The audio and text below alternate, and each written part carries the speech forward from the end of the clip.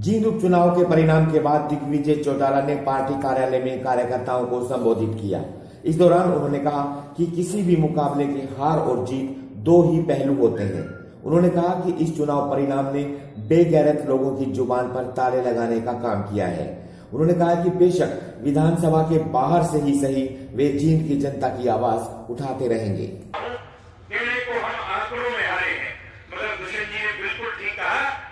हम आंकड़ों से हारे होंगे, मगर हमने लाखों लोगों का दिल जीतने का काम किया है। आपके आंकड़े इस बात की गवाही दे रहे हैं, आपके आंकड़े इस बात का सबूत देने का काम कर रहे हैं। आप मान लो नहीं, ये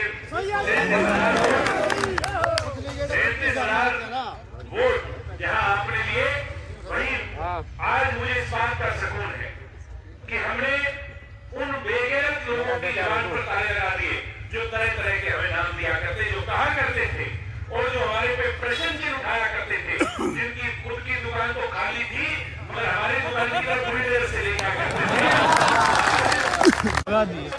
में हार और जीत ये दो पहलू हैं, जैसे सिक्के के पहलू होते हैं, हेड और टेल, है कि नहीं? इसी प्रकार चुनाव में हार और जीत दो पहलू हैं।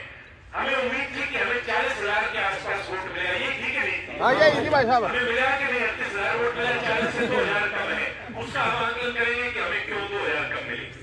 मगर कांग्रेस पार्टी जो ये कहती थी कि कांग्रेस पार्टी चुनाव को जीतेगी, उस कांग्रेस पार्टी के आज हालात ये हो गए कि वो 20-21-22,000 पे सीमित हो गई। आप चुनाव नहीं हारे, जननायक जनता पार्टी चुनाव नहीं हारी, ये तो कांग्रेस बैठ गई और अन्य दल जो थे उनकी जमानतें जब्त हो गई। एक का तो मैं नाम मिलेगा, उसका हाल तो आपने देखा।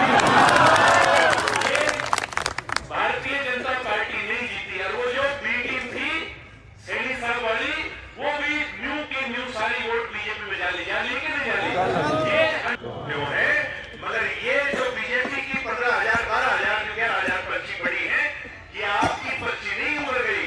ये पर्ची जो वोट गई ये कांग्रेस पार्टी की और अन्य राजनीतिक दलों की गई, जिसका मतलब आज ये साबित हो चुका है कि हरियाणा प्रांत में अगर आज भारतीय जनता पार्टी के सुशासन का कोई विकल्प है तो जननायक जनता पार्टी है। इसलिए जिनने हारे आए उनका भी धन्यवाद करता हूं, जिनने नहीं डाले उनका भी हम जीतने का काम करेंगे, उनका भी मैं धन्यवाद करता हूं, आभार प्रकट करता हूं। आज जींद के लोगों ने मेरे कंधों पर कम उम्र में एक बहुत बड़ी जिम्मेवारी रखने का काम किया है। भाई मेरे लिए तो मेरा एमएलए जैसा बढ़ा दिया, मेरे लिए तो कोई कसर करे। इससे बड़ा क्या होगा? ये 27-28 साल की उम्र में आपको 37,000 वोट जो है वो यहाँ की जनता ने जिम्मेवारी के तौर पर मुझे दिए हैं। मैं तो आज ये शपथ लेता हूँ इस पार्क में कि भाई मिटार साहब को आपने एमएलए बनाया होगा, और मिटार साहब से 19 वोट पाऊंगा, 21 पाऊंगा, उससे भी ज्यादा सब्सक्राइब करें और साइड में दी घंटी को भी दबाएं ताकि आप तक हर समाचार पहुंच सके।